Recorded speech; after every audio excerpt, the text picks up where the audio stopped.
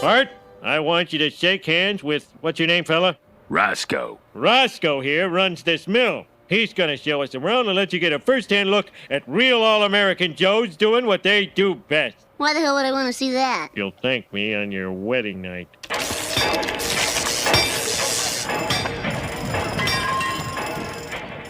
Hey, listen up. I want all of you to say hello to the Simpsons. Has the whole world gone insane? Stand still, there's a spark in your hair. Get it.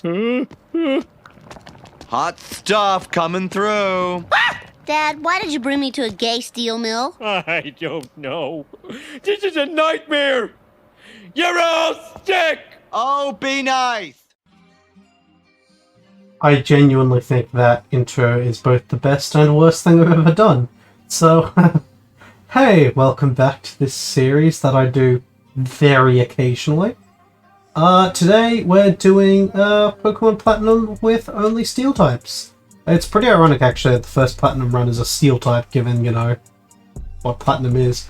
But for those of you who don't know the rules, which I'm assuming is most of you because I upload this series so infrequently, for those of you who aren't sure about the rules of this series, what I'm trying to do is I'm trying to Nuzlocke every single Pokemon game with monotype rules, with hardcore rules enabled. What does this mean? Well, you can only use one type per run. We can't overlevel our Pokemon past the next gym leader or champion. And no items in battle, only held items. And yeah, as part of this I can use other Pokemon for HM purposes, and I can also use Pokemon that aren't of that type that'll eventually evolve into that type, and that's going to be pretty important for this run. Anyway, let's talk about Steels. So, look, Steel's a pretty good type, for at the very least defensively, I guess. It's got resist to normal, grass, ice, flying, psychic, bug, rock, dragon, and itself. And that's a lot of types. But before Gen 6, it also resisted dark and ghost. And since we're in Gen 4, that's... like, crikey, that's a lot of types. By golly.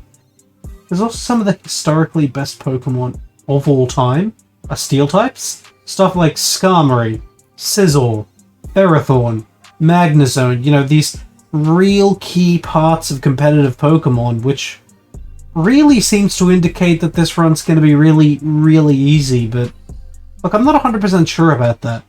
Because while defense is great, offense is actually what's way better for these sorts of things, and offensively Steel is garbage. Because it's Gen 4, there's no Fairy types, so it's actually only super effective against Rock types and Ice types. And Ice types are pretty rare. Plus, while it's a premier defensive type, it's got some very key weaknesses to common types, especially in Gen 4. Fire, that's not very common in Gen 4, everyone knows. I don't think I'm making a very original comment when I say that. I mean, has anyone seen Flint's team in Diamond and Pearl? It's actually fucking pathetic. There are a few more fire types in Platinum though, but it's not that common. However, ground and fighting are the other two weaknesses, and they're both very common and very powerful Pokemon in this gym. Plus, there's a fighting gym, and then for the Elite Four, there's a ground Elite Four and a fire Elite Four, one after the other. So look, I really think that there's going to be some very tough moments in this run. And also, while Steel's a pretty good type, there are some really bad Pokemon, and there aren't that many of these Pokemon. But I guess we'll just run through the available ones. So, looky here, we've got Empoleon, and Empoleon is awesome. It's going to be a starter, that's great, it's fantastic. Magnezone, Lucario, also absolutely amazing Pokemon regardless of those abilities. But then it's a bit of a step down. Like, Scizzor's really good if it has Technician, and Bronzong's pretty good if it's got Levitate, but without those two abilities, they're just a lot less good. Scizzor's still great, but Bronzong, if we don't get Levitate, it's going to be some problems. Steelix is pretty good, but Probopass and Wormadam are pretty mediocre. That's due to Probopass's awful rock secondary typing, which doesn't do anything for it, except to give it a 4 times weakness to fighting and ground, and make it weak to water. and lose its resistance to grass. Like, it's so bad. There's also Wormadam, and it's got some very mediocre stats, even though the bug and steel type's quite important. It's just completely outclassed by Sizzle, so that's okay. But then we come to Bastiodon, and I'm probably not even gonna bother getting Bastiodon A. But Bastiodon combines the worst parts of Probopass and Wormadam, having the worst typing possible, and having mediocre stats in one exciting package, which can be yours for only 3 easy payments of $19.95. So yeah, options outside of the best 6 are pretty limited, and looking at these Pokemon now, speed's going to be the big issue. Lucario is the fastest of them, which means that there's a couple of Pokemon like, for example, Flint's Infernape, and even Flint's Rapidash, which are going to give us nightmares, because they are faster than everything, and they can hit basically all the Pokemon super effectively, except for Empoleon, Probopass, and I guess Bastiodon. So yeah, as you can see, the game's going, and for the first time in the history of the series, we can start at the very start of the game. Since Piplup becomes Empoleon, that's our starter, that's what we're going with. The rule, again, is that we can use the pre-evolutions of Pokemon that evolve into Pokemon that have that type, but we have to evolve them as soon as physically possible. Like, I'm being very literal with that, and you're going to see how annoying that's going to be later on in this run. And so, our Piplup, its nature is hardy, and it's got neutral stat gains. This is what Empoleon's stats will look like when this thing fully evolves, so a Spadef monster with a great typing and a good special attack as well. So fortunately, this pick means that our rival has Turtwig and not Chimchar. And that's really good, because Torterra is a lot less threatening than Infernape, which is faster than everything, has double stab that hits everything super effectively, and would just make this run impossible. So that's some good coinky dink there. The Piplup to Empoleon line is going to be incredibly important for us as well, though, because it provides some amazing type variety. Not just defensively, with it being a water type, it's definitely the best fire neutrality we can pick, but also because offensively it provides a lot of niches too. It's the only Pokemon we have that can learn water type attacks, and it's the only Pokemon that we have that can learn Ice Beam, because a big problem I think with the steel types in this run is going to be just a lack of variety of moves until the end game, until you can get tutors and stuff, because a lot of these Pokemon via level up have the same type of attacks, and Empoleon is unique and is going to provide a whole big point of difference. So yeah, let's hope that we can keep this one till the end. Our next real battle of note is our second rival fight, because that's just how Platinum is. There's a second one very early on, and it's not skippable. So we've got Starly versus Piplup, which I've named Yugi. Really, it's just going to be a pretty basic one. I don't know if I can survive at this point, but if I can't, I'll just reset because it's not very far into the game. But I'm fairly sure the AO is designed to go easy on you. As you can see there with the Starly, we just bubbled it twice and killed it. We learnt Water Sport, pretty useless move. With Turtwig, I just need to pound it into dust. So pound, tackle. I think we're going to win this exchange just based on that, but then it starts using Withdraw. And Withdraw is just going to make this really annoying. I think the best bet is to just keep attacking it though, because I don't think Growl's going to do much. I think we just want to pound and get a crit while it keeps using Withdraw. Yeah, this AI, it's early on, so it's not very good. But, you know...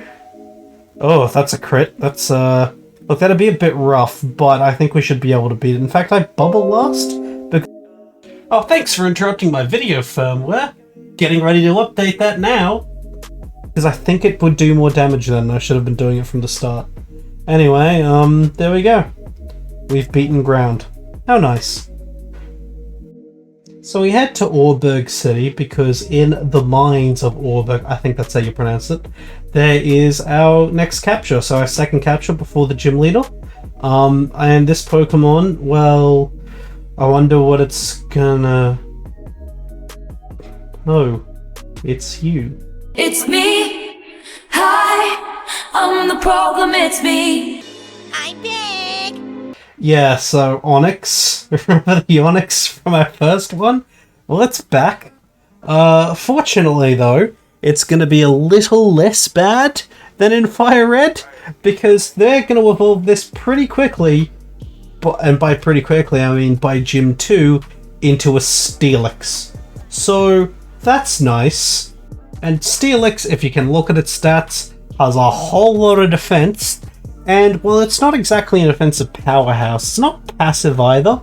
Plus, the ground typing is pretty important. Having an immunity to electric is really amazing, and it's just going to be able to soak up physical hits, even super effective ones, pretty well with its crazy defense. It's going to be a pretty useful member of the team. Well, it is when it evolves from its Onyx stage. We name our Onyx, soon to be Steelix, Joey. I think maybe some of you can see the naming theme here. And our nature is naive, which is pretty bad because it's plus speed and minus def, which is not really what we want with Steelix's base 30 speed.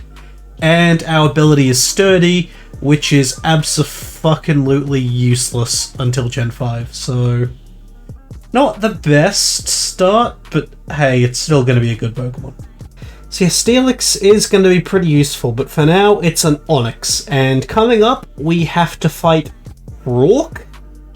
Rourke. Look, I know they're all sort of puns on the type they are, but Rourke is a really bad one.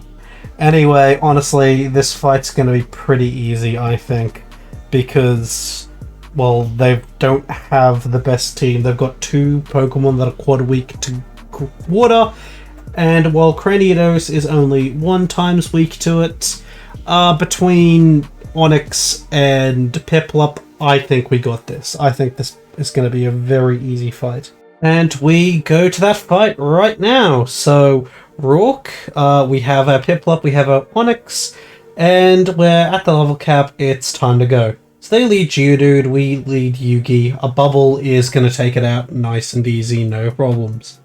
Then they bring in Onyx, and it's going to be the same story, I think. We're just going to click Bubble. They Stealth Rock, which, doesn't really matter.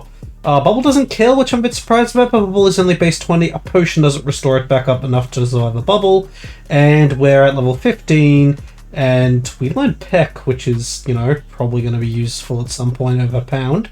But yeah, we're at full HP with only 1 Pokemon left, so we can probably just take it on by ourselves. So we click Bubble, I think. Do I? Yes, I do. Headbutt actually does a surprising amount. So at this point, I think it's best to go into Onyx, because whilst Onyx is bad, it resists all of these moves and has a high defense stat, and Cranidos doesn't resist Rock Throw. Although we Screech to lower its defense a little bit. Leah, that's fine, and then a Rock Throw, and that kills Cranidos. There we go. Nice and simple, and yay, we got to use Onyx. That's cute. That's the first gym done, and that's probably one of the easiest gyms, just because, well, Steel's one of the few types that's actually good against Rock, and even though we don't actually have a Steel type yet, or any Steel moves, I mean, we just didn't have a problem. It's really tedious having to do Rock-type gym leaders with types that can't actually hit rocks. So I'm glad this isn't one of those runs. The next gym is the Eternicity gym, which is a Grass-type gym, and to get there we have to go to Floroma Town. But on the way there, our Piplup evolves into a Prinplup, the middle stage evolution, so that's pretty neat. We're going to have a nice power boost, although it's not going to be very useful, especially in the next gym, given it's a Grass-type gym, but hey, we'll appreciate that. Also, I'm going to be honest, high-key, the Grass-type gym is looking spooky with these two, but we'll get some new Pokemon soon. So you might have noticed in this footage that there's another Pokemon on the team. So that's an error on my part. See, I want to talk about it a little bit later, but I need a Wormadam for the upcoming gym, and so I caught a Burmy, but it's a male Burmy, and I don't realize that for a very long time. We'll talk about Wormadam and Burmy in a moment, but yeah. Technically, that might count as like cheating or something, but really it didn't do anything in any battles. It just absorbed EXP until I realized that it was a male Burmy and I needed to recatch it. Oh well, that's on me. But I thought it wasn't worth restarting the run, even though I think you could argue that it's worth it, but yeah. And for those of you who don't know, the reason why it needs to be a female Burmy and not a male is because male Burmies evolve into a Mothin. I think that's how you say it. Whilst female Burmies can become Wormadam, and one of these Wormadams can be Steel type. But again, you'll see all that later.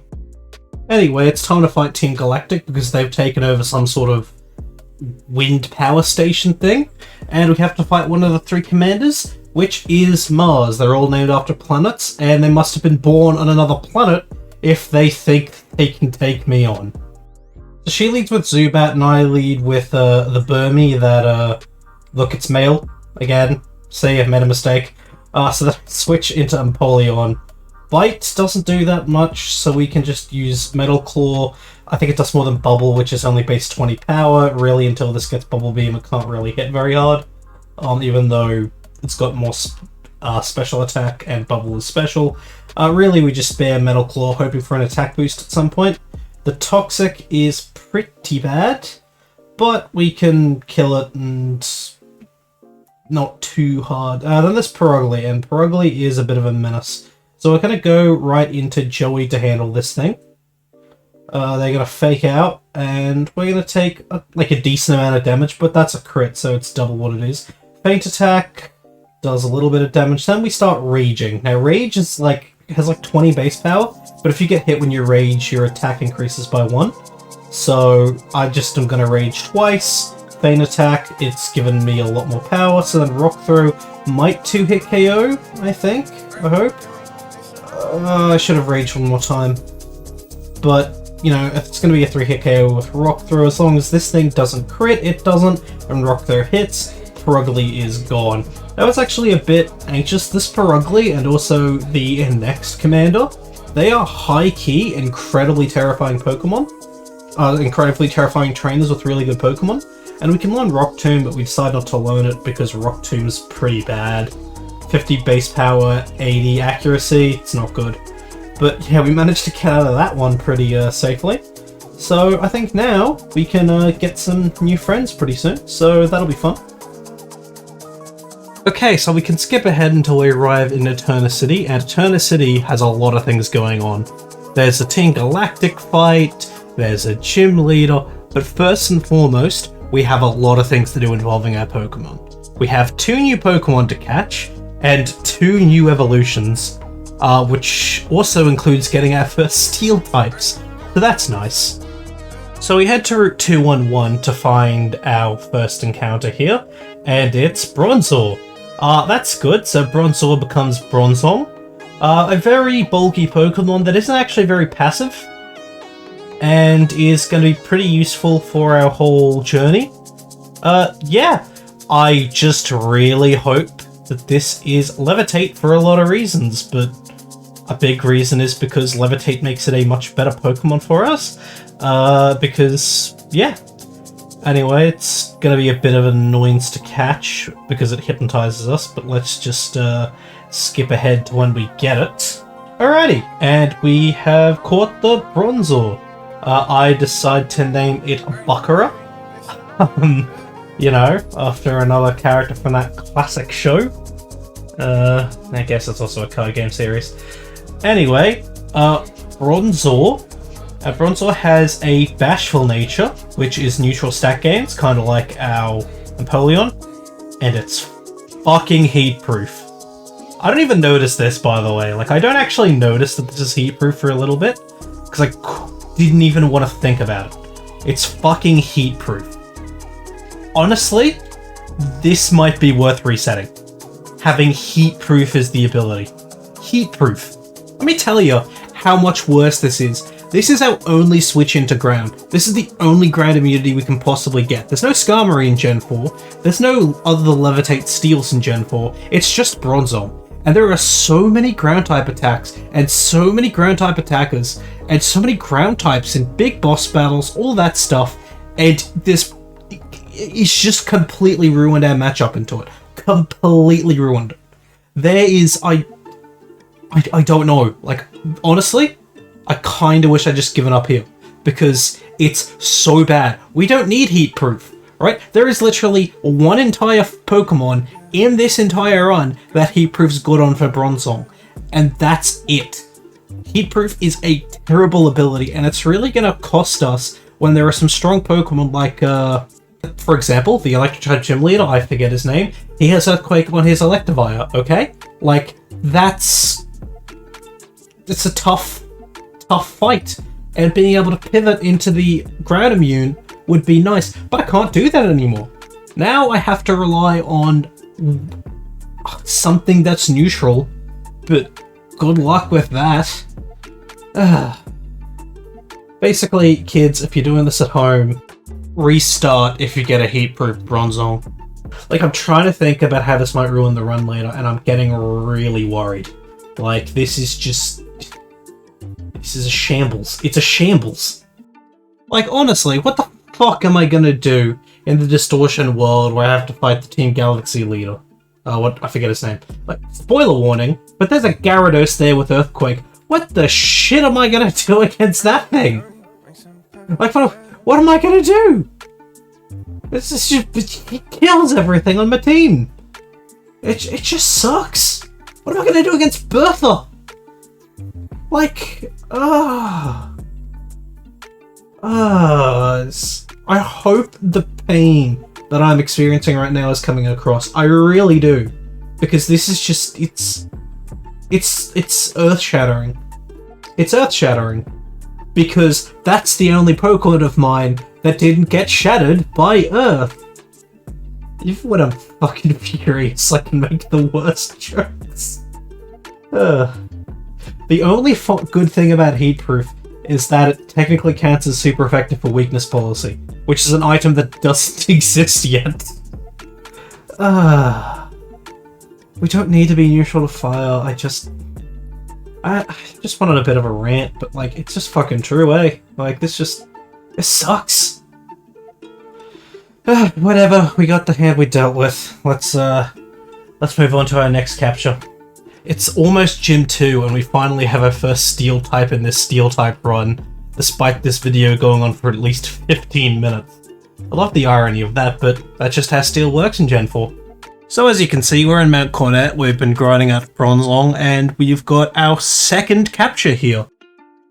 Alrighty, so here's our second of 3 Pokemon we've got to catch, and it's Nosepass. True fans will remember this from the fight with Roxanne in our last video. I'm a bit worried that our Bakura is so low HP because this thing could have Magnet Pull to trap us. So I'm going to try to put it to sleep and then catch it, but this is the Rock Steel type. It's got decent stats. It's a bit of a special attacker. It's got some electric type moves, which is going to be good until we can get Magnezone. And I think it'll be okay for this next few fights. And the cool thing about it is that we can evolve it basically instantly. Because to evolve Nosepass, all you need to do is level it up in Mount Cornet, and that's where we are right now to catch this thing. I name it T. Gardner. You know, T. Gardner.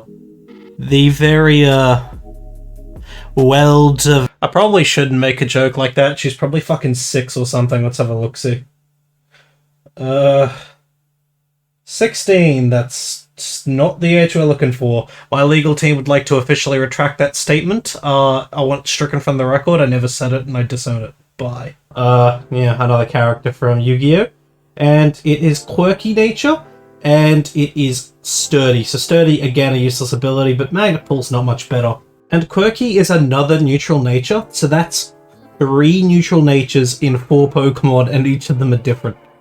Like, it's better than a negative one, I suppose, but it's not exactly inspiring confidence, but given how lucky I got in that psychic one with my natures, I guess this is swings and roundabouts.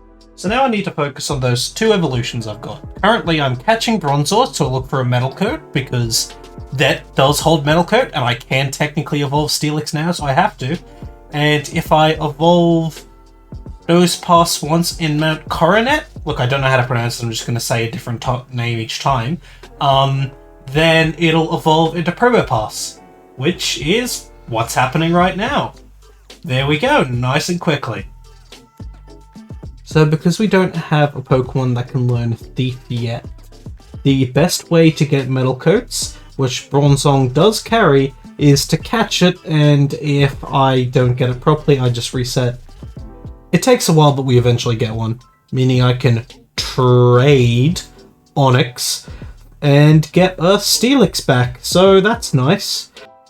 With Probopass, Steelix, and Prinplup, our team's pretty juiced this early on, but if you look at these 4 Pokemon, there's problems. They're all kind of heavy. 1 is weak to grass, 2 are neutral to grass, and 1 is Bronzor, which is kind of a pathetic Pokemon at the moment. We're gonna get crushed by Gardenia? I'm terrible with names. If we fight her now. Like, she will kill. Roserade is really strong, and it'll put a beating on all of us. Which is why we need 1 more Pokemon, and it's the Pokemon that I've already hinted at. It is a Pokemon that I did not think would ever factor into this run, but it did in a big way. And that is Wormadam. So we catch a Burmy via manipulating time and using the honey trees, yada yada. This time, this one is definitely a female. And now we can evolve it. So how Burmy works is that if it's a male, it becomes a Mothim, and if it's a female, it becomes a Wormadam. And the cloak that it has depends on what type of Wormadam it is, and the cloak it has is based on the last place it fought in. So if it fought in a building or a city, it's the trash cloak. If it fought in a cave, it's the sand cloak, and if it fought in a grass, it is the grass cloak. The trash cloak becomes steel type, and fortunately we can evolve it against some of the gym leaders' trainers, and we're good. Wormadam's stats, I mean, they're pretty bad. 95 defense is okay, but like 60 HP, and that's really passive with like 69 in both attacking stats, and it's very slow. It isn't a bad Pokemon, but it's got a good defensive type, and it's going to shine. It's going to shine for a little bit. Shine on, crazy diamond. Wormadam's ability when it evolves is Anticipation, which means it lets us know if there's a super effective attack the opponent has. It's pretty useless for us because we can look everything up. But, you know, and its nature is bold, which means less attack, more defense, and that's fine by me. Its attack sucks. It's got some decent special attacks. Yeah, and we could use the defense. And with Wormadam, we're ready to take on Gardenia, and I think this fight is literally going to go from one that we'd probably lose to one that we're going to absolutely crush just because of Bug and Steel, because Bug and Steel is a really good defensive type. It's got one weakness in fire and nothing else. It's fantastic. Unfortunately for Wormadam, there's a better Bug and Steel we'll be getting soon, but for now, it's Wormadam's time to shine. Alrighty, it's Gardenia time. I think this one won't be too difficult, but let's see. That Roserade's a menace. We are leading with Probopass, because we just want to chuck rocks at this Turtwig as we click Rock Throw until it clicks Reflect, because it has a tab to do that, and it did that right there. So then here we can go into Bronzor, because we want to stall out Reflect turns and put this thing to sleep. It clicks Sunny Day, which will help Cherim a little bit, but Grass Knot, it does nothing, which is great. Doesn't have the best attack. Yeah, so Bakura uses Hypnosis, so it's asleep after one miss. Then we go into Underwood. Turtwig cooperates and is still asleep, and the Reflect wears off. That means we can Bug Bite this thing into oblivion. Very good so far. Alrighty, and the sun also fades, meaning Cherim's sort of form won't activate, where it gets an attack and a Spadef boost. I don't know. It Leech Seeds, but we Bug Bite. Bug Bite does a lot. Leech Seed's probably the best move it had to hit us. It Safeguards, but we Bug Bite again, and that's a clean 2-hit KO. Nice and easy. Now there's Roserade. And Roserade is a problem because this is a strong Pokemon. And especially if we're leech seeded, I don't want to face this one-on-one, so I think we need to switch probably into Bronzong. It's tough because this thing is going to annihilate both Steelix and Probopass. So we go into Bronzong, and Magical Leaf does a decent amount of damage to a resisted bulky Pokemon. This thing would kill Steelix. Like, it would kill him. We have a Berry to get a little HP. We try to Hypnosis through Safeguard because I'm an idiot, so then I just click Extrasensory.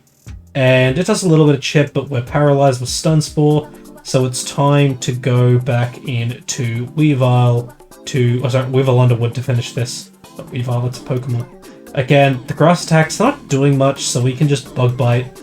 Bug Bite, that's a crit, and we steal the Citrus Berry, which I forgot happens.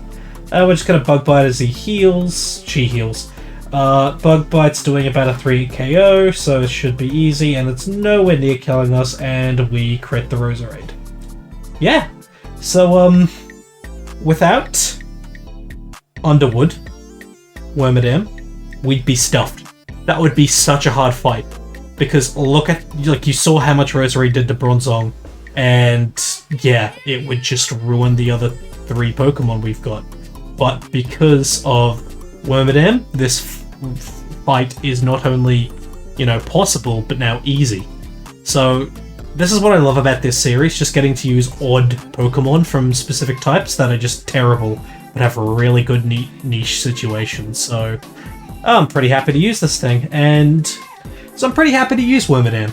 And we're probably going to use it for a few more gyms, actually, because again, while its stats are bad, its typing is very nice, giving us some neutralities to both fighting and ground, which will come up in 2 gyms' time.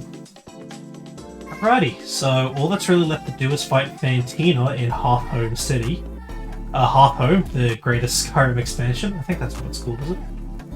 Anyway, yeah, there was a Team Galactic fight that I didn't show, but that's because Steelix just kind of soloed it. Fantina's ace is a Mismagius, and she's the Ghost type gym leader. She's pretty strong. Her level cap's 26, and while the Ghost moves are resisted by Steel, we don't have anything great to hit them with, so it's gonna be somewhat of an interesting one, I suppose. But we'll just have to see how we go, I guess. So we're going to be leading with Prinplup for this one, and she is going to be leading with Duskull. We lead Prinplup because Duskull has Will-O-Wisp, so we just hit it with Bubble Beam, nice and strong. It's going to be a 2-hit KO, Will-O-Wisp misses, perfect stuff. So we Bubble Beam, and it's gone. Couldn't have gone better. That crit didn't matter, but anyway. Then they go into Mismagius, and it does have Magical Leaf, so I need to switch out or else this will die. And I think I switch out into, I switch out into Underwood. So they confuse Ray, which I didn't expect. We're confused, but if we hit ourselves, it's not going to do much damage anyway. Shadow Ball does a bit, but not too much. We're going to just Mirror Shot them. Mirror Shot does miss, it can miss, but it can also lower accuracy, which is what we're hoping for. Mirror Shot, yeah, it's kind of weak. We're going to survive another crit, I think, so we stay in with Mirror Shot. Alrighty, now here is where I get a little confused and don't know what to do, because this Mismagius, I wanted at least 1 accuracy drop here, so I can't even remember what I was doing or what I was cooking, but I'm just thinking, and I think I eventually just protect, I do, I just click Protect, which doesn't do anything but waste a PP, and then I click Mirror Shot, so I just thought about things for no reason. I don't get crit, this is me playing way too risky, I shouldn't have done that. But Mirror Shot does a decent amount. It restores health with Citrus Berry, but we now have to switch and we go into Tea Gardener. Yeah, it's bulky. This isn't very strong. It doesn't have any special attacks yet, but look at how little Psybeam did. And we can click Thunder Wave, and Thunder Wave's going to really hurt it. Magical Leaf, it does not the most, only 60 base power, no stab, neutral. And Rock Throw, I mean, that's stab, and that's a pathetically small amount of damage, but Vegas does not have much Fizz Death. So we just keep attacking it. Confuse Ray's a bit annoying. Super Potion, and we click Rock Throw, and Mismagius is going to eventually go down, I think. Although if we get too many misses and confusion hits, it won't be that way. I gotta go get my cat, 1 second.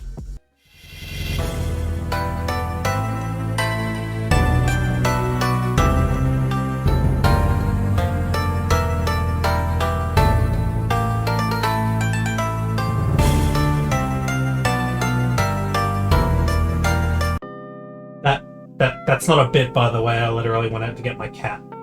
Anyway, let's continue this. Rock Throw, it almost kills. Magical Leaf. Again, it's chipping away at us slowly, but we're gonna, especially with the paralysis, have enough to hit it. I don't think it ever got paralyzed, so which is a bit awkward. Okay, Haunter, this is a troll, because this has Hypnosis, and it's faster than all of our team, meaning I need to Thunder Wave it here. Otherwise, it's just gonna keep fucking hitting Hypnosis. Hypnosis hits, so we're asleep. That's not great. Why did I rock throw it? I don't know why I did that. Shadow Claw is its only ghost move, I think, though, and I mean, it crits a lot, apparently. It does crit a lot, but this is still a crazy amount. But it's not going to be doing much with its low attack. We paralyze it, and now it's basically a non-factor. Rock Throw is going to 3-hit KO. Shadow Claw, I mean, it keeps critting, but we know a critical hit is not going to do 11, it's going to do 10 at most, so we can risk it. And yeah, we now need to switch in, and we switch in Baccarat, because Baccarat is always going to hit it with Extrasensory, even though it's not resisted by it. Yeah. Extrasensory, and done. Haunter is finished, and we have beaten Fantina. Nice and easy. Actually, it wasn't that easy. You know, but we managed to do it without losing anyone. We had some close calls, but The next gym leader, though, is the fighting type gym leader, and that's going to be rough. Like, really rough. But, on the bright side, we have one new Pokemon to catch who's going to help us a lot with the fighting type gym. But before any of that, we have to fight our first rival fight. This is the first proper fight of the rival. I don't count the first two because now he's got an actual team. He always leads Staravia, which has Intimidate, so that's a bit annoying. We lead T Gardener because it can't really touch us and we just want to Thunder Wave it. It double teams, which is pretty expected. That's what Staravias do at this point. Thunder Wave makes it slow so we can maybe hit it eventually. We're just going to keep chucking rocks at it. Really all this thing can do is maybe Endeavor. But we have hit it with a Rock Throw and we don't do that much damage, but it's still a 2-hit KO, and that might honestly be better than all smashing it, just in case of Endeavor, but we don't get Endeavored. Weasel's out next. This is a water type, it can hit us pretty hard, so we decide to go into Underwood, who can probably take whatever this thing throws at us. Yeah, it definitely can. Water Gun is not doing much damage, Bug Bite is going to 2-hit KO it. So this is nice and simple so far. Like, Underwood's just really pulling its weight for now. Ponyta is going to cook this thing alive, so it can go into Prinplup, which isn't a steel type yet, so it still resists fire, so it can just take whatever this thing can dish out, and it can Bubble Beam and smash it. Tail Whip doesn't really matter, because we're not keeping it in against the last Pokemon, which is Grottle, which is his ace. So we should get the heck out of here and probably bring in the star of the show for a few more minutes. Yeah, we can just look at how little Razor Leaf did. It withdraws, but Bug Bite's still probably a 3-hit KO. If it keeps withdrawing, we can Confusion. There's no way we lose from here with how little Tackle's doing, and Tackle just missed anyway. Bug Bite, it's a 4-hit KO. Oh well. Yeah. Underwood really carried us through that fight. How good. That was pretty easy, but he's just gonna get harder and harder and harder. By the time he gets Heracross, and that's a pretty high level, it'll be kind of devastating. So we'll see how he goes later. But for now, nice and easy. So all that's left is a quick little jaunt over to Route 210, which is right above the Salacia town. And we can get our next Pokemon, Scyther. Scyther's a pretty good Pokemon, but we're not actually using Scyther, we're using its evolved form, Sizzle, which keeps its same base stat total, but is a lot slower, but has a lot more attack and a lot more bulk, and there's that impressive Steel Bug typing. And, well, we've seen how useful it is on a much worse Pokemon, Wormadam, so this is big things, I think. So, that's nice. We name it Seto Kaiba. It has a docile nature, so that's another unique neutral nature. And its ability is Swarm. We would definitely rather Technician, but it's still a fantastic Pokemon. But I don't know, we're just getting kind of really average ability and nature luck, aren't we? Oh well. But now that we've got Seto Kaiba, we need to backtrack a little bit. All the way back to Mount Cornetto, where we need to get another metal coat. We can use this opportunity to grind a bit, and I really hope we get Wing Attack before we get the metal coat, and that's successful and then some, because it took an age to get the metal coat.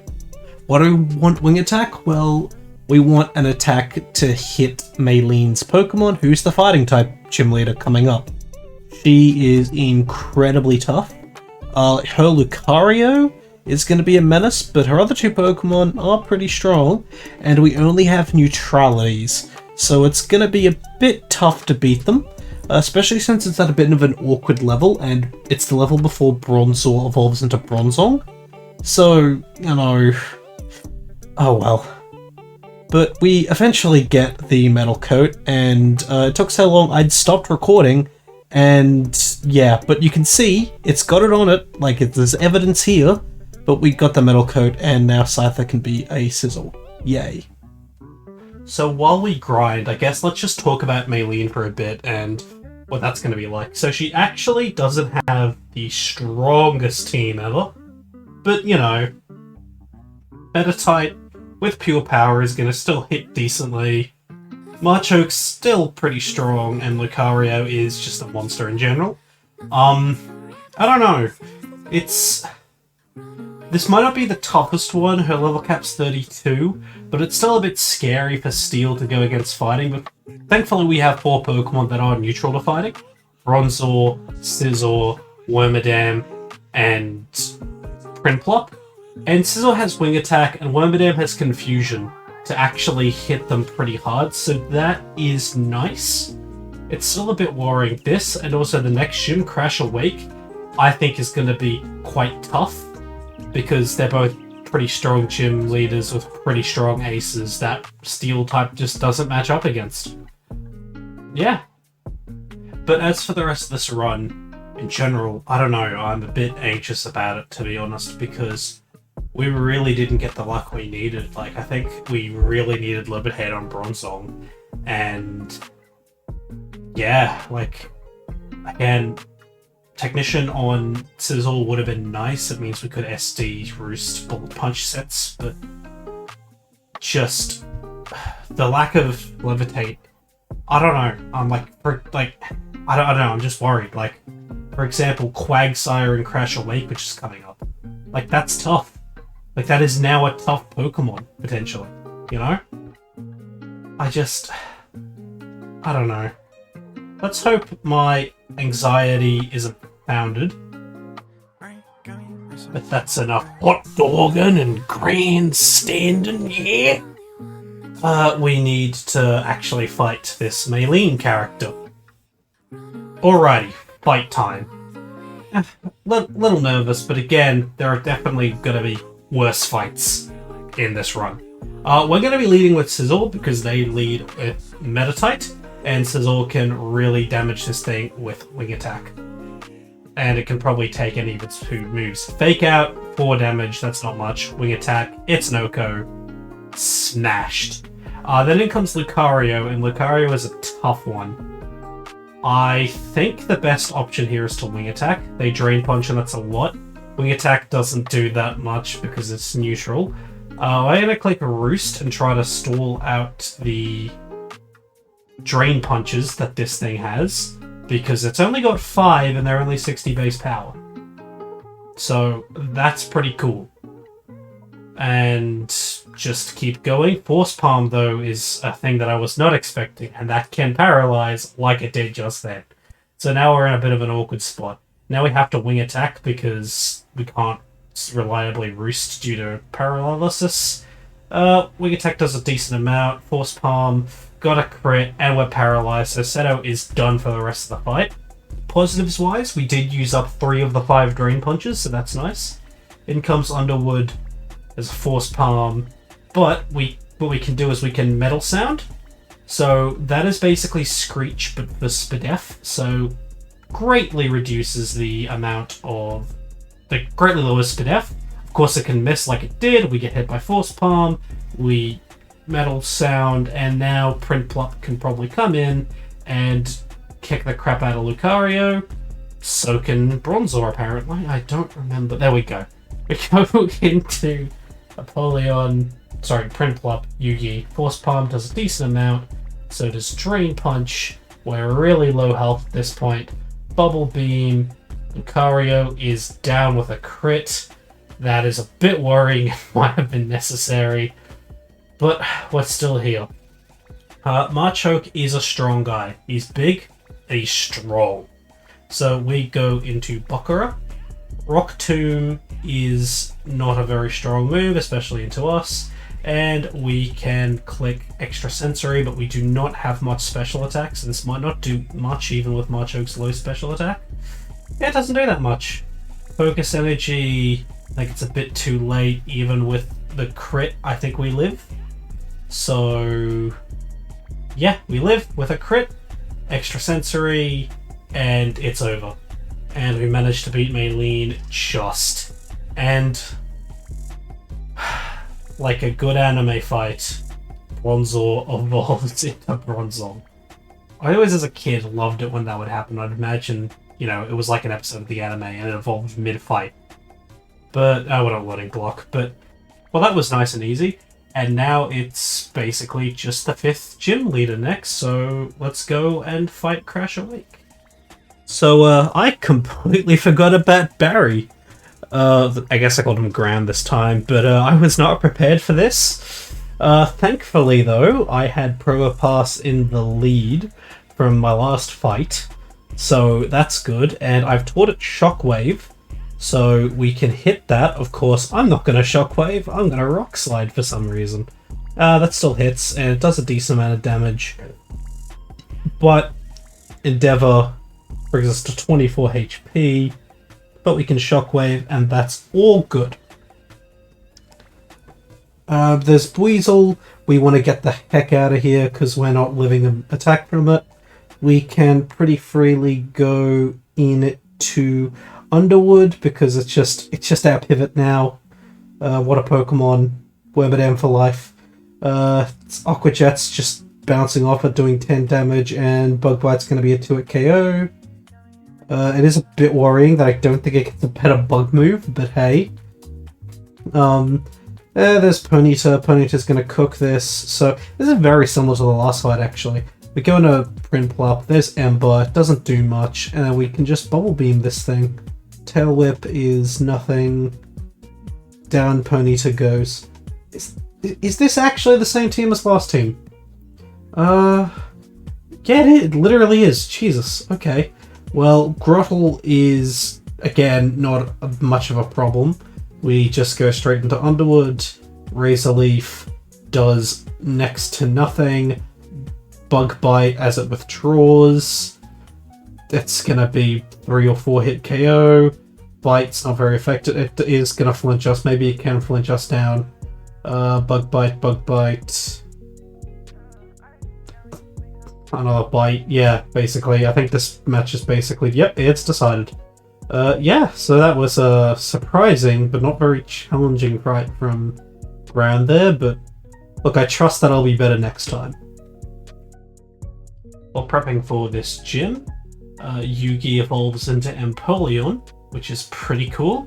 And looking back on this, I realize I haven't updated the graphic for Bronzor, but that's something I do in the recording, so we're just gonna have to live with it, aren't we? Anyway, it's fight time. So Crash Awake's got 3 Pokemon, Gyarados, Quagsire, and Floatzel as his ace, and he always leads with Gyarados. We don't have a great electric attacker, so we're leading with Bakura because it can probably 1v1 it. And we're going to use Confuse Ray first because we want this thing making as few attacks as possible. So Confuse Ray always hits, you know, this can give us leeway in case Hypnosis misses. It hurts itself, Hypnosis does miss, And that's exactly why I click Confuse Row first. It hits itself in confusion again, and we hit Gnosis, and it is now unconscious. So we can just click Extrasensory all the times we need to, I guess only twice. Bronzong is a big power upgrade over Bronzor, so it's nice that now the Extrasensories are doing things. But into Quagsire we go, and because we're not Levitate, fortunately, we can't be in against this thing, or else it'll mud bomb us and hurt us a lot. So we decide to go into Underwood. There's a Yawn, which is going to put us to sleep next turn if we stay in, so we just might as well switch out to Seto Kaiba. Rock Tomb is going to lower our speed, but it doesn't do that much damage, so we can just click some wing attacks and get this thing down. Rock Tomb again. Now it's faster and it clicks Yawn. We wing attack, it's below half. We should switch here into Underwood, which we do. Again, just it's not doing enough with its attacks to actually be worrying. It's slowly wearing us down, but I think we'll be wearing it down a lot faster. Bug Bite. The next Bug Bite might be able to kill, or it might just survive. So I play it safe, in air quotes, and click Metal Sound to lower its speed F, so the next attack 100% kills it. And then it's time for Sizzle. They Water Pulse the Sizzle. It takes not that much damage and avoids the confusion. We Roost because, I don't know, I think I wasn't expecting Wing Attack to kill it, I guess. Lowered speed, Wing Attack, we're still faster, and it's gone, so I'm just dancing around it for no reason. And there's Floatzel. Floatzel is a strong Pokemon, but it's not that strong. And while Brian's doing a lot of damage, and it does double damage if the target is at less than half, which is Sizzlorus at the moment, we can go into Empoleon, and while Empoleon doesn't have any moves that hit Floatzel very hard, Floatzel doesn't have any moves that hits it very hard, and Empoleon's a lot bulkier than Floatzel, so it's going to win this exchange quite handily. See, it's crunching, and it's doing Bugger All, and then Bubble Beam is going to, like, that's probably a 3 or 4 hit KO regardless, so it's not that tough. We go into Brine because, well, as I said, it does more to Pokemon with less than half HP, and we destroy it, and Crash Awake's done. Yeah, so that's pretty good. I guess next we're gonna have to have a couple of changes to the team. I completely forgot that there's a Cyrus fight. That's really funny. Oops, I did it again. Oh, baby, baby. Oops, I did it again. I just keep forgetting these really easy rival and boss battles, which means if I do a Gen 5 one, that's going to be a nightmare of just forgetting things. Yeah, so as I said, Cyrus is easy. We lead Underwood for probably the last time. Very sad, but you know, its time's come. Bug Bite, like Screech is a bit annoying, but it's fine. Bug Bite's going to 2-hit. Sneasel really doesn't have anything for me because I resist both stabs. Ice Punch even at -2 does Bugger All, and Bug Bite 2 KOs. Marco can hit me neutrally though with Wing Attack, so we go into Probopass, or T Gardener. And this might also be T Gardener's last fight for a while, so really it's just sort of a sayonara, so I feel a bit bad that I forgot this fight. Yeah, we just are going to Rock Slide it while it Nightshades. Like here, Nightshade can't crit, so that's fine. Rock Slide, it's over. And the last Pokemon is Golbat. Now, usually I just keep this in for Golbat, but we're pretty low HP, so we might die if like it clicks Confuse Ray or something. Or even just like a Bite. So I think we're going to have to go into something else, such as Yugi, our Empoleon. That'll be nice when I eventually do that. There we go. And this is going to be easy because we resist every single move this thing can throw at us, even if it confuses us like it does there. We'll just keep clicking Bubble Beam until it dies. So yeah, this, I don't really need to bother commentating around this Cyrus fight, it's pretty easy. But I think from here, the Cyrus fights are going to get really tough. He's got a Gyarados that I don't know what we're going to do against, I'm going to be honest with you, because it's got Earthquake and then, yeah. But, you know, that's something we can worry about later. For now, I mean, we're getting a lot of like flinches and hits and confusion, but I think at this point we've got this against the Golbat. We click Aqua Jet, but then a Hyper Potion, so no, we don't have this. We need to keep going. Shell Bell is restoring some HP, which is really helping us here. Bubble Beam, okay, it's going to die no matter what I use against it. I think I use Brine next, though, just as a fuck you Golbat, because of how annoying this fight's been. Yeah, there we go. But unfortunately, now that we've beaten him, we get access to Surf, and it's time for the hardest part of being a Pokemon trainer. The cuts. Okay, it's time for the easiest part of any coach's job. The cuts. Now, while I wasn't able to cut everyone I wanted to, I have cut a lot of you. Wendell is cut. Rudy is cut. Janie, you're gone. Steven, I like your hustle. That's why it was so hard to cut you. Congratulations! The rest of you made the team! Except you, and you. Surf gives us access to a Magnemite at the Fuego Ironworks, which quickly becomes a Magneton, then a Magnezone. Its name is Bandit Keith, and its nature is docile. Another fucking neutral-natured Pokemon. This is ridiculous. But speaking of ridiculous things, we have another piss and rival fight already. Like, I'm actually getting annoyed about how many of these useless rival and galaxy member fights there are. They lead Staraptor, we have Magnezone, Bandit Keith. We only have physical electric attacks, so while they double team, we Thunder Wave, then we Spark. I mean, you know, it can't really do much, doesn't have close combat yet, and by the time it has close combat, we'll have Discharge, so it should be fine. It'll take a couple of Sparks to take this thing out, but we'll do it pretty comfortably. Yeah. There it is, it's gone. Rapidash comes out, so we have to go into Empoleon. I was also not expecting this, which is why I don't have Probopass in my team. It doesn't.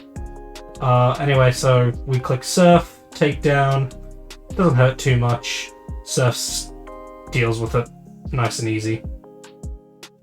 Heracross comes out, and this thing, I don't remember if it has close combat or not, but we've got to go into Sizzle here, because this is probably the only thing that can take it on.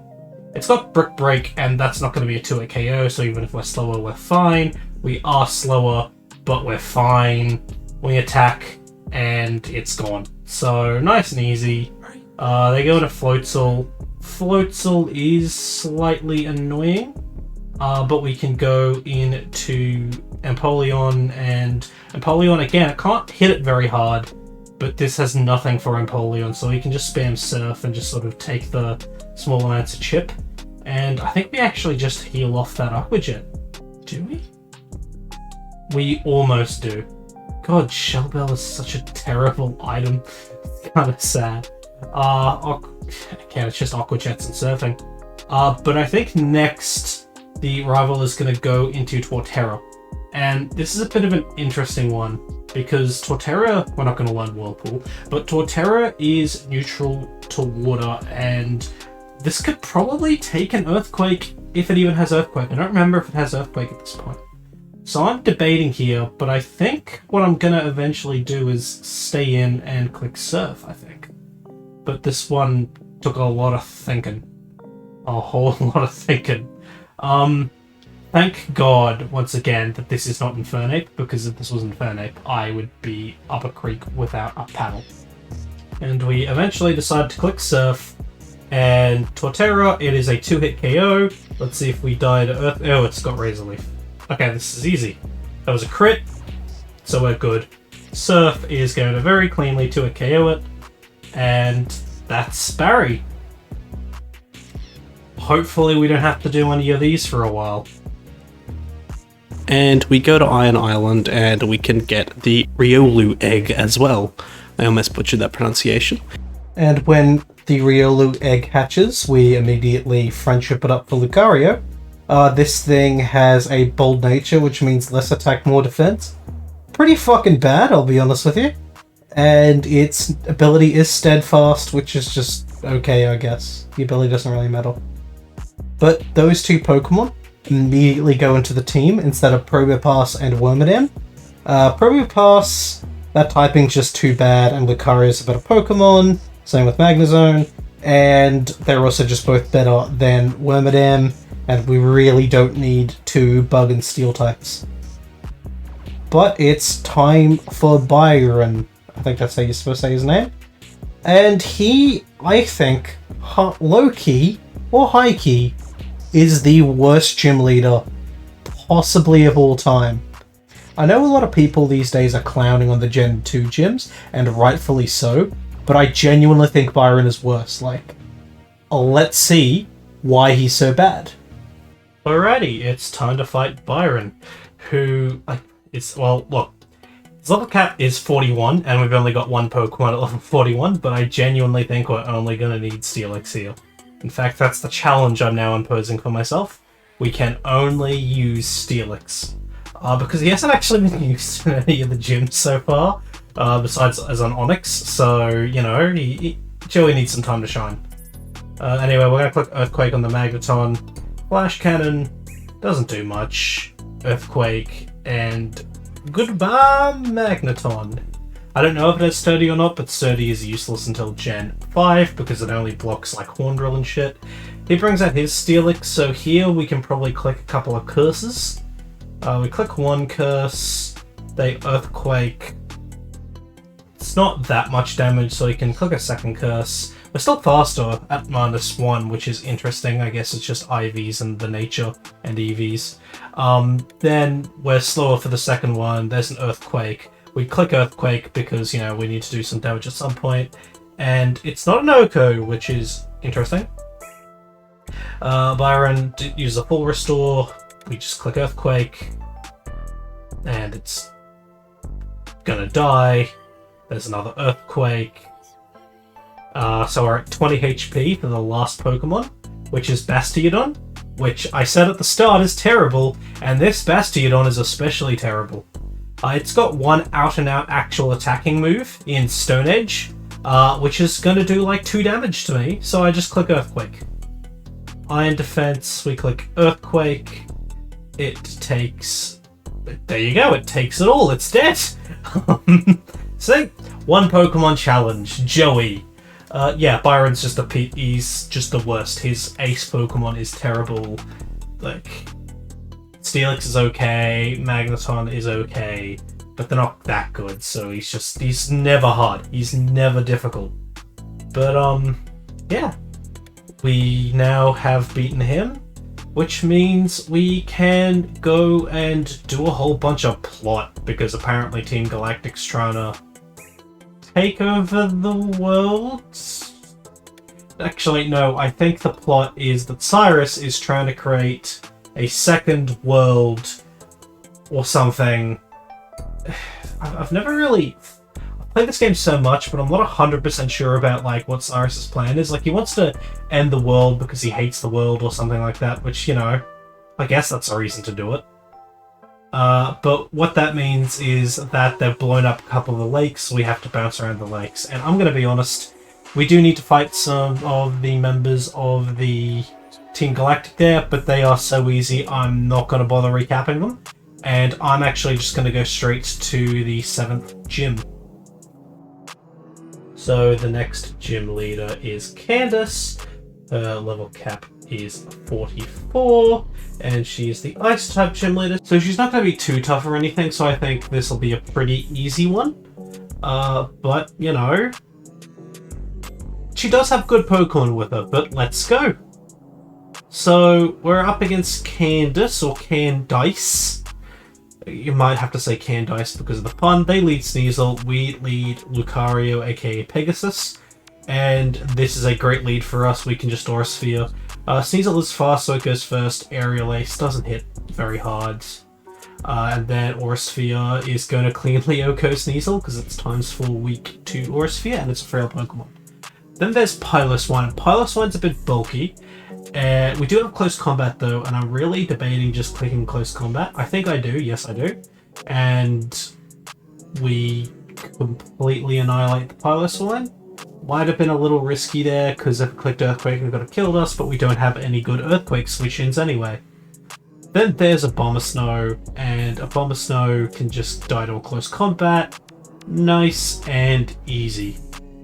Now, this is where I play a little silly and a little risky, because they bring out her ace, Frostlass, which is a very trolly Pokemon in this fight because it has an evasive boosting ability in the snow and it clicks double team, usually on turn 1. So I click Dark Pulse, but if it attacked, I honestly could have died to its Psychic because I'm at -2 Spadef at the moment, thanks to the 2 close combats. And this is something I kind of realised by the next turn, even though I do well over half. I am about to switch out to Magnezone, I believe, because Magnezone has Magnet Bomb, which, while it's physical attack, and its physical attack isn't great, that can't miss. And Frostlass doesn't have any moves really to hit Bandit Keith very well. So, yeah, let's just click Magnet Bomb. Blizzard can't miss in the snow, but as long as we aren't frozen, we're fine. We're not frozen. Magnet Bomb, and honestly it might kill it. Frostlass is very frail.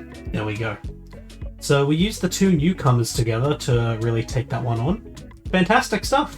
Now that we have Candace defeated, we have to go into Mount Extra Large Cornetto and finish the Team Galactic stuff.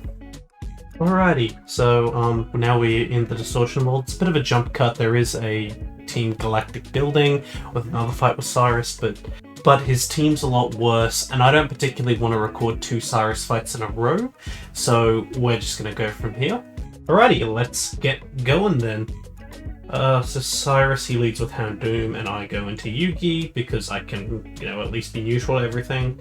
Flamethrower is going to do not too much, so a Surf will knock it out nice and easily. Cool. So far, so good. But then in comes the Gyarados, and this is a Gyarados that I've been worried about because that fucking Bronzong isn't Levitate, and you noticed it hasn't done anything in a while. So I go into Sedakiva because it can maybe take the Earthquakes, question mark? Can't take them well. So at this point I'm like, well, I'll just Roost, and that might be nice. Waterfall does a ton of damage, so I think at this point I just go, okay, I need to figure something out. I need to go into stuff that can live a waterfall into an earthquake or something. So I click up Night Slash to get some damage in, and we fucking get crit. And this is what I was really worried about, and that's really bad timing, but we were gonna lose something anyway. But I was more than happy to lose, for example, Bronzong, not Sizzle. Losing Sizzle is quite bad here. I think the run's done, to be honest. It's really bad. This Cyrus fight is incredibly tough. And this fight was already going to be tough, but Jesus Christ, this is... we have to just keep going, I guess. At this point, I just go into Bakura because what else can I really do? I click Hypnosis, hoping to put it to sleep. Earthquake is going to be a 2-hit KO, so if I can't put this to sleep, I think it beats me, but I put it to sleep. So now I have to go into Magnezone, and I just hope it's asleep for at least 2 turns. Because if it's not asleep for at least 2 turns, I fucking lose. And it's asleep for 2 turns, so Discharge, bam. Alrighty, that's scary. Well, the thing is, this isn't over. Honchkrow is a scary Pokemon. It's got Heat Wave, but I can't really switch at this point. Heat Wave doesn't kill because it's not stab, and Discharge is going to not actually kill. That's a bit worrying. So we can go into Empoleon here, but instead I go into Pegasus. I'm just stupid. Full Restore, it's not bad. We click Aura Sphere. Hopefully that'll 2-hit KO the Honchkrow. It will. It's slower. Heat Wave doesn't kill us, so we can Aura Sphere again. Nice and simple. And Honchkrow is down. Alrighty, we got Crobat next. We're in a bit of an awkward spot. We can go into Bandit Keith. I don't think Crobat can really mess us up too much. I think we can Discharge and knock it out. No flinch, that's good. A Discharge, and it doesn't kill, and it doesn't paralyze, but the Shell Bell recovers enough HP. Full Restore, but we're just going to get more Shell Bell back, so this is completely fine. And it paralyzes the Crobat this time. So now we can just click discharge again, and Crobat is done. Old Crobius is over. And then final Pokemon. Sorry, I shouldn't be sighing, but final Pokemon's Weavile. We're just gonna discharge, doesn't matter because it's a fake out. We discharge again. Ice Punch does a tiny bit. Discharge, we're fishing for a para here. We don't get one yet, but we can take on this Weavile by ourselves. We resist both of its stabs. Citrus Berry, so it's probably going to be a 4-hit KO instead of a 3-hit KO. A Paralysis would be nice still. Just to avoid... Oh, no, it was not a 4-hit KO, it was a 3-hit KO. Okay. Yeah, man, just this happening has really messed with me, and I don't know. I don't think we can beat this run anymore. I think we're gonna lose against Bertha, to be honest. Now that I think about it, I think Bertha's just gonna beat us. Worse things happen at sea. We're gonna go back to the overworld now that the galactic stuff's over. We've saved the universe, yay. And we're gonna slot in Wormadam, I guess, because it's the same type. It's nowhere near as good, but it's the same type, It's the Scissor at home. Whatever, let's just go and do the Electric Gym. It's honestly pretty fitting that I'm fighting Volkner, because much like him, after that last fight, I'm fucking depressed. Yeah, let's just go take it out on him. So Volkner's actually got a pretty decent team. So his level cap's level 15, he's got some pretty strong Pokemon on his team. So let's see how we go against him. Let's do it to it. So Volkner, he leads with Jolteon and we lead with Joey. I would love to set up curses, but I definitely can't. All Jolteon can do is Iron Tail. It's kind of pathetic, but there is a Raichu, which I believe comes in next. Yes, it does. And this is Focus Blast, so we can't set up because it's pointless. We go to Bakura because it can take a Focus Blast, kinda, sorta. It's like one of the few things it can do. And we can just click Hypnosis to put this to sleep, and it's asleep, and we dodge the Focus Blast. So we can just click Extrasensory a few times until this Raichu is gone. It's going to be a 3-hit KO, assuming he doesn't heal, and it's probably fine because I don't think for a Hyper Potion it is a 3-hit KO, but I don't think Raichu, even if it wakes up and hits 2 attacks, will actually have enough damage to kill, so that's fine. Extrasensory, and it's over. At this point, oh, nope, wakes up, Focus Blast hits. A crit could no, a crit's not going to kill us. Yeah, there you go. Extrasensory. And it's done. So, now we have Luxray coming in, and Luxray does have the Elemental Fangs. We're just going to go into Joey. Thunderfang is Whiff, and we can click Earthquake and probably not die because the Fangs are only like 65 base power, so even though Fire Fang is super effective, it doesn't do that much damage, and we avoid the burn. Earthquake, nice and easy. Luxray's gone. Then the last Pokemon is Electivire, and Electivire has Fire Punch for this, I believe. But I don't think Fire Punch will kill. It doesn't. Earthquake. Earthquake should OHKO, hopefully. Yes, it does, because Electivire is not very bulky at all. And there we go. We've beaten him so bad he's lost his depression, folks. Yeah, there we go. We've got all 8 gym badges. So really, we've got not that much left until the Elite Four, but we've got a lot of grinding for the Elite Four because we are going to need to be a very high level for Cynthia, because the Elite Four is tough, right? Like, everyone knows how tough Cynthia is. She's got a crazy team, but Garchomp, honestly, the Garchomp alone is probably going to solo everything. But even if it doesn't, right? Let's focus on the stuff before.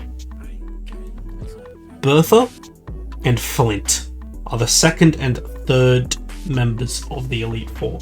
That is a mono ground type and a mono rock type team. We don't have a Levitate mon, and our ground neutrality is Wormadam. and which is, I know it did a lot of work early in the run, but this is not early game anymore. It does not have competitive stats. And then for fire, we've got Empoleon and we've got Bronzor, and that's it in terms of neutralities. And we have no resistances or immunities or anything. So this is really worrying. It's quite likely that we just get up to one of those two and lose instantly. But we'll see. I also have noticed that I forgot to replace Sizzle. I forgot to replace Sizzle for a while, so just get used to that, I guess. But let's go and make our way through Victory Road. Alrighty, so we have to fight the rival, and he's going to be pretty tough. So let's see how we go. I hope we can do it. Alrighty, let's get this show on the road. He leads Staraptor and I lead Magnezone. Magnezone is going to click Discharge, so Staraptor has close combat, because I swear to god, every Pokemon in this run, at this point, either has ground or fighting as coverage options. It's crazy. Like, Steel is not a good type for this game. This is something I'm really noticing in the late game. But we kill it with Discharge, which is nice and easy, and it doesn't kill us because Magnezone's pretty bulky, and it's not a stab move. Torterra comes in, so then we need to go into, I guess this Wormadam. That can technically take it, I guess. I mean, it's no Scizor. It doesn't have a Roost, like Scizor did.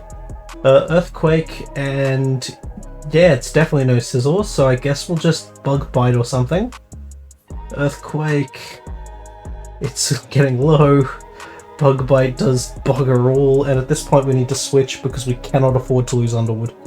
So I think what I have to do is I have to make a risky play, and I know that Empoleon will survive a Earthquake, but for some reason they go into Rapidash. I guess because I was using a bug move, but that's fine. Rapidash clicks Sunny Day, we click Surf.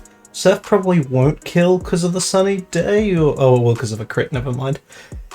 Well, that's good. And then Sunlight Strong, they go into Torterra. This is pretty simple, we just click Ice Beam because Ice Beam is quite effective into Torterra and it'll kill it. And yeah, there we go, nice and easy, we are faster than it. But speaking of things that we have a quite effective move into, but that we're not faster than, Heracross. Now, there are two options. We can switch out, or we can Drill Peck. And I don't know what to do. I just don't know. In the end, I Drill Peck, I believe. But I didn't know if I wanted to switch into Bronzor, but Bronzor would probably still be 2-hit KO'd. And then I'd have to run in using Probopass. It was just awkward. It's a really tough decision at this point in time, but I just had to trust that it wouldn't die to a close combat, and a click Drill Peck. I actually end up checking the speed and doing a speed calc just to confirm that I'm slower, and then I click Drill Peck and just hope I live at this point. Heracross, we just live. And then Drill Peck, it's quite weak, -1 defense, we don't have great attack, and there's a crit. It was definitely dying. Thank god. Okay, Floatzel.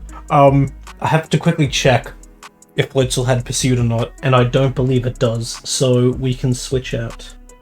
So we switch out into Buckera, and they use Brick Break. It doesn't do that much damage, but it does have Crunch, which is neutral. We try to put it to sleep with Hypnosis. We succeed in that. Hypnosis is really coming in clutch here. So now, with that, we decide to switch out into Pegasus. And this is where I kind of stuff up. I just click Aura Sphere because I feel like it's the safe play. But Floatzel wakes up and Brick Breaks. Does slightly less than half. And then Aura Sphere hits, but does not Oko. Just misses it. So close combat definitely would have. So we take another Brick Break, and now we're at 12 HP going into the last Pokemon. Fortunately, that last Pokemon is a normal type. It's Snorlax, it's slower than us. And I think if we get this, we manage to get through this really hard fight without any losses. We hit the close combat And as the Gen 4 health bar slowly lowers, the drum roll starts and we win. Whew. So I'm glad we got out of that one alive. On a slither of health on like our two most important Pokemon, but we managed to get out of it alive nonetheless. And we can... Well, what we can do is we can go and grind a lot and then face the Elite Four. And once again, while I grind, I guess I'll just talk about them. So, Bug type Elite Four, it's not going to be tough at all, nice and easy. Psychic isn't going to be that hard either because we just resist all of the moves. But again, it's going to be ground and it's going to be fire. Bronzong though, the fact that it's heat proof is good for literally one fight in this entire game. And that's the Flint fight, because there is Infernape, and it resists both, well, it's neutral to both close combat and Flare Blitz, so that's nice. And I guess it's neutral into like other fire moves, so, you know, in case Empoleon, which is slow and capable of being worn down, gets hit too many times, we can use Bronzong as well, but, well, all we gotta do is grind and grind like crazy. But yeah, also then obviously the Cynthia. Cynthia's just going to be tough in general because she just has a really strong team. That Garchomp is terrifying.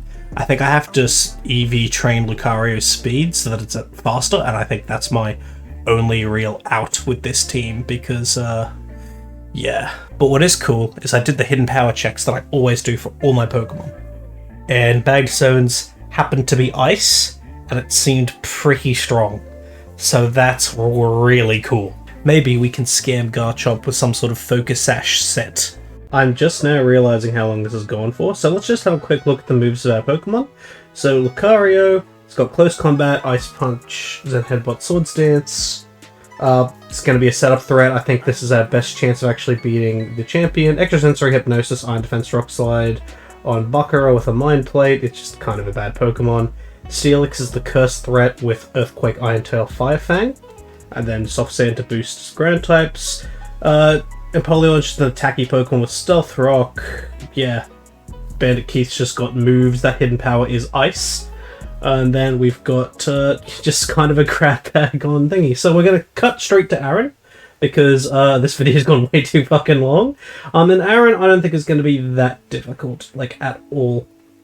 So he leads off with a Yanmega, and we lead off with Yugi, our original, OG, and we're going to click Stealth Rock here, I think. Double Team is a little annoying, but it shouldn't be too much of a problem. Stealth Rock's going to do like 25% to most of his Mons. Double Team, we're just going to spam Ice Beam until it hits. The Speed Boost, I mean, it doesn't matter, it was outspeeding everything without a Speed Boost anyway. Getting Double Teams is a little annoying, but as we just keep clicking Ice Beam and finally hit, it's not like it can do that much to us anyway. I don't think it has any moves to hit Empoleon, and it's an Oko, so that's nice and easy. In comes Heracross. We've already fought one Heracross, so we know we survive a close combat, and that was at a much lower level. So we live one nice and easily. At a higher level, Drill Peck is going to Oko. It's another critical hit, same as the last one. But yeah, then there's Vespiquen. Vespiquen takes 50%, and we can probably just Ice Beam, but I think we're going to switch here into Joey. Because Joey, there's Heal Order that'll heal it back up to full, and Vespiquen does have good defenses, and Joey can just click Curse and get set up, and I think just kind of win it from here. Attack Order is a physical move, so it's going to do basically nothing. Defend Order is basically Cosmic Power, but we don't care that much about it. Power Gem does basically nothing. We only need to really get to +2 and we can Fire Fang. Fire Fang is going to do a KO. Power Gem, crit, still doesn't do anything. Fire Fang, bam. Again, this one's going to be pretty easy, and from here, I think we can just safely say that we sweep. So while we do that, let's talk about the next fight. So the next fight is Bertha, the ground type, and she has a Hippowdon as her ace. She's also got a Wishcash, a Rhyperior, a Gliscor, which honestly might be faster than everything, and a Golem. All of those hit like a truck, and can hit us all super effectively, except for Wormadam. So it's actually going to be quite tough. The worst is Wishcash, actually, because we don't have a move to hit Wishcash hard at all. We've got super effective coverage on the rest of them, so I can't lead well into Wishcash.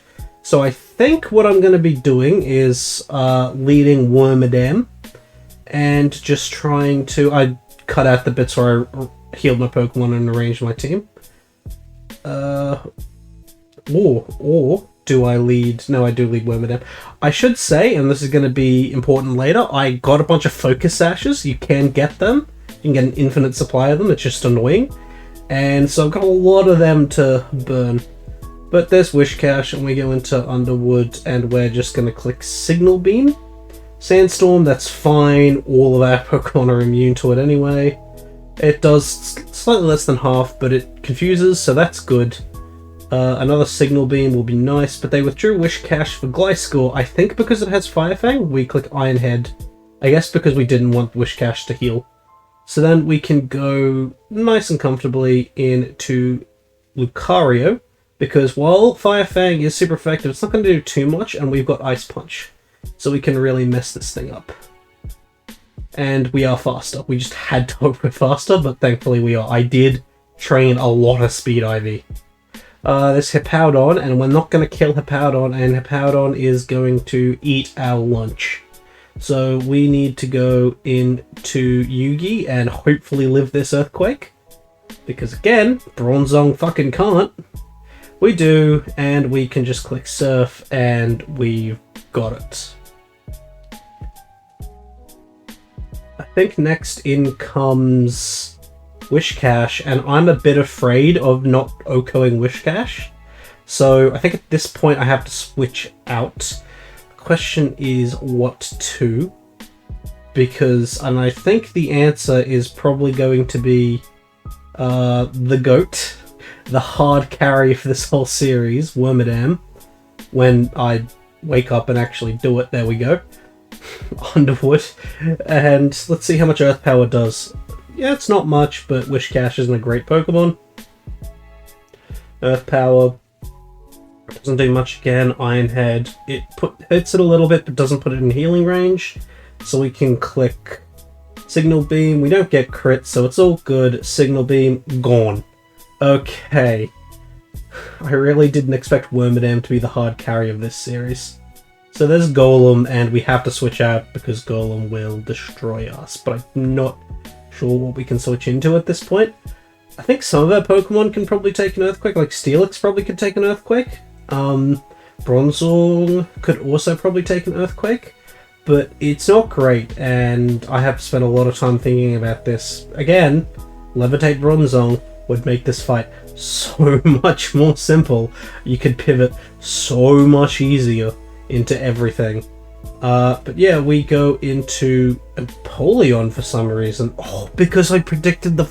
God, I'm smarter than I think I am. I didn't realize it had Fire Punch. I'm a genius. Okay, well that was a risky play, but it worked out. We surf and we kill it nice and easy. There's Rhyperior. Rhyperior is probably going to die to Surf. It might have Solid Rock, I don't know, but still 3 times effective is going to be enough to kill it. And we get our XP, and we've managed to get through Bertha unscathed. Okay, of the triumvirate of awful fights, we come out of the first one unscathed, but it's time for the second one, which is going to be Flint. Now, Flint's team, his ace is a Magmortar, but he's also got an Infernape, and, I mean, I believe it's got Close Combat and Flare Blitz. At least I thought that, but turns out it actually doesn't, which is something I find out mid-fight, so that's interesting. We are gonna just have to mess him up, I suppose. But we do have a lot of Focus Sashes equipped, so we'll keep that in mind for later. And by later, I mean like a minute or two. So they lead Houndoom, we lead Pegasus. We just have to hope we're faster. And we are. Close Combat is always going to obliterate Houndoom. Like, always, always, always. Okay, next is Flareon. And I'm a bit worried about CC not echoing, even though it's not very bulky, so we're just going to go into Yugi right here. Overheat, it does a decent amount, but not too much, so we can just Surf. Or Stealth Rock. I don't know why I Stealth Rocked. I guess because Overheat, it was already at -2. But I'm worn down a lot. I don't think that was actually the right play there. Surf, we're just going to click now, though. I am going to click Surf, aren't I? That's something I do. I did this a few weeks ago at this point. Yeah, I really don't think Stealth Rock was the play, because I don't think it changes any of the ranges too much. We're going to click Surf. Yeah, we go. And Flareon is down. So then in comes Infernape, it takes its rock ship, and now we can go into Bronzong, which, you know, this is the one matchup where Bronzong's decent in, except not really, because it still has fucking Earthquake. And we have to just click either Hypnosis or Extrasensory or Iron Defense. Like, I'm thinking about Iron Defense, but Iron Defense isn't going to scale quickly enough. So I think we need to click Extrasensory here and hope it kills it. Earthquake, it is almost dead. We Extrasensory. This is when I found out it doesn't have close combat, by the way. So, like, even the one time I thought Levitate would be better, like, no, Heatproof would be better, it's not. But we kill it, in comes Rapidash, and now we can go into... It's a bit awkward because both of our fire neutralities are very heavily chipped, so it is a bit scary. At this point, we might have to sack a Pokemon, and I think that's what I'm sort of thinking about. I do have something for that Magmortar. While that Magmortar kind of looks like it's going to ruin us, I've got something for it. After much deliberation, I decide to go into Joey. And there's a Flare Blitz, but we are very Fizz Deaf, so we can take it. That's nice, and we're just going to have to click Earthquake. It starts charging up Solar Beam, but it's a 2-turn attack, so Earthquake is going to kill Rapidash nice and easily. Then in comes Magmortar, and Magmortar is tough. We then have a plan for it, though. So we can go into Pegasus, our Lucario. This is another one where I just have to hope I'm faster, but I think Lucario is naturally faster than Magmortar. Come on, Keith. There we go. Into Pegasus. Because Flamethrower is going to hit, and our Focus Sash activates. We also have one on Magneton, I believe, and we can click Close Combat, and the Flamethrower doesn't burn us. We outspeed. Close Combat is always going to kill at 75%. Fantastic plays, and we managed to get through the second of the Triumvirate of Terrible. And we quickly heal our Pokemon, and then we move forward and go fight Lucian, who is going to be significantly easier than the last two, because his Pokemon, well, you know, they're Psychic type, so they have to hit us with their coverage moves, and I don't think that many of them have Focus Blast. I know Alakazam does. Okay, here's Mr. Mime. We lead with Yugi. I think Mr. Mime always clicks screens from what I remember. It does, so we can set up our rocks, which I do think matter in this one a little bit. I know it does have Thunderbolt, so we have to switch, and I think it's time to go into Joey, because Thunderbolt is going to be immune. Nice and easy. Then we can just click Curse. As they reflect, which they were always going to do, I don't think Cursing was actually the right play here, but Psychic doesn't do that much, and this isn't going to be too good into some of the other Pokemon. But now that we're just at this, you know, we've cancelled out the Reflect, we can just click Earthquake and see how much it does. It Okos, that's nice. Then the light screen wears off. There's Galard, but we are at +2, so I think we can Earthquake and we'll be fine. Drain Punch does not that much at all, and Earthquake does a whole lot of damage. It's going to 2-hit KO even after the Citrus Berry. Drain Punch, not enough health is given back, I don't think. And Earthquake kills. Whew. Okay, then that goes into Bronzor, but there's no Reflect anymore. I don't know what Bronzor does to us. So I think I just click Fire Fang here. It Calm Minds. And we click Fire Fang. And it doesn't do that much. I have a sneaking suspicion it's also heat proof. I should have checked that. So at this point, with the +1, Psychic might actually do a decent amount of damage to us. It could also heal, but I don't want to play that game.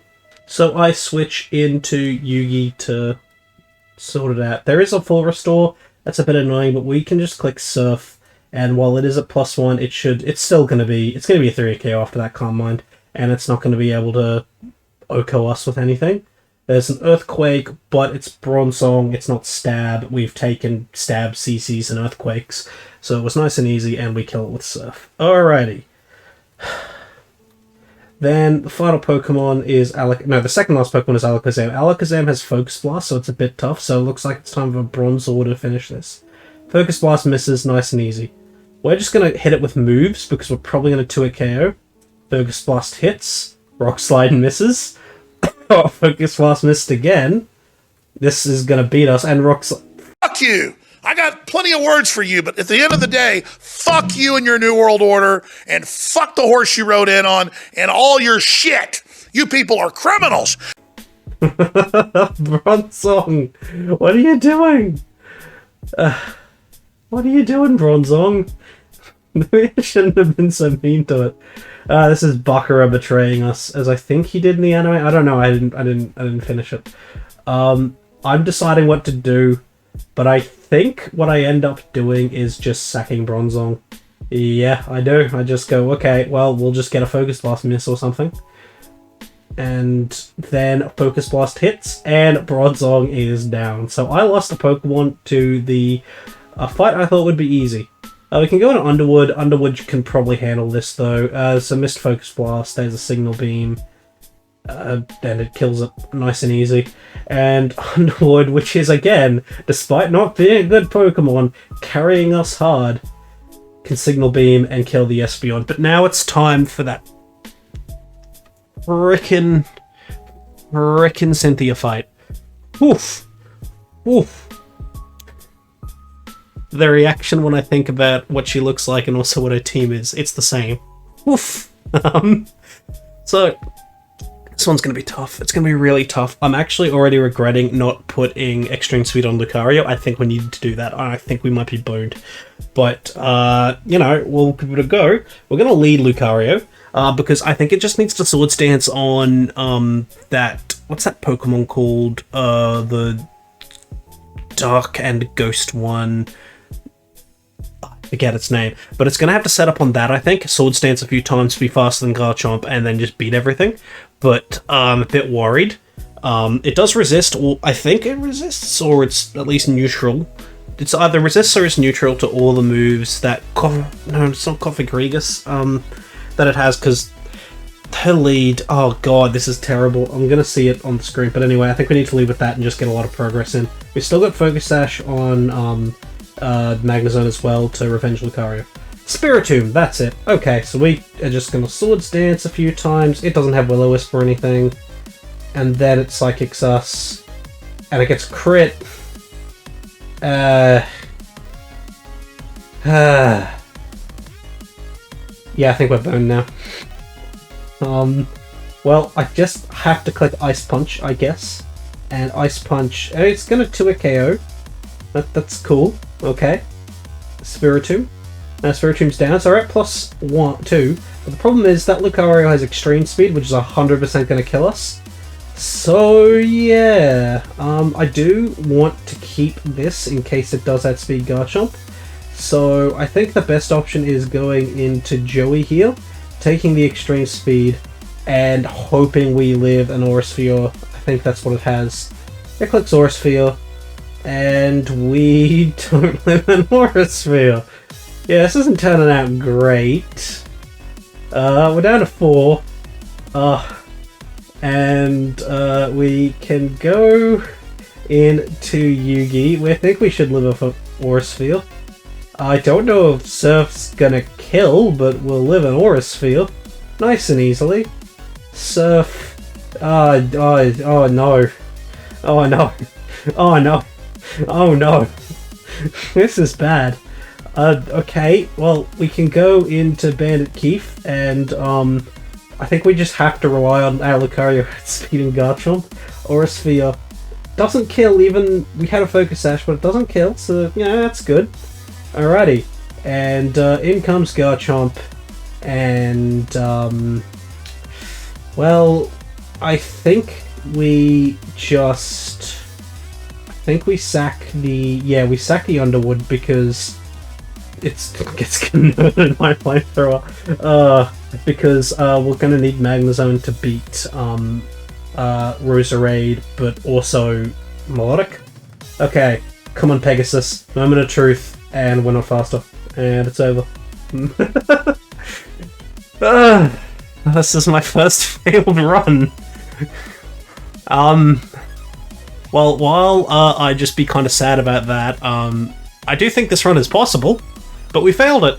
I think what we need for this run to be possible is Levitate on Bronzong. It's that simple.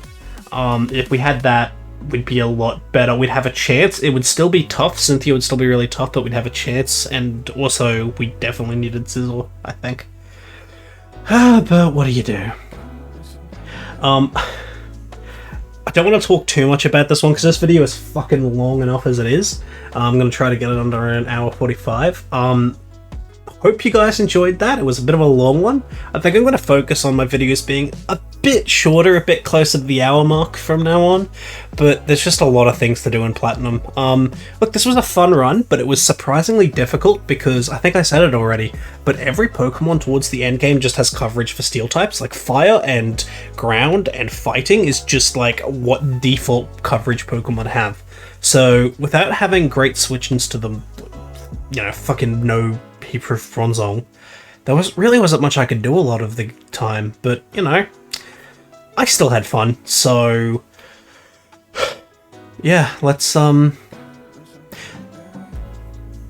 I still had fun, but I'm not gonna try this for a while. I'm gonna shelve it, but it's back in the pool and it might come up later.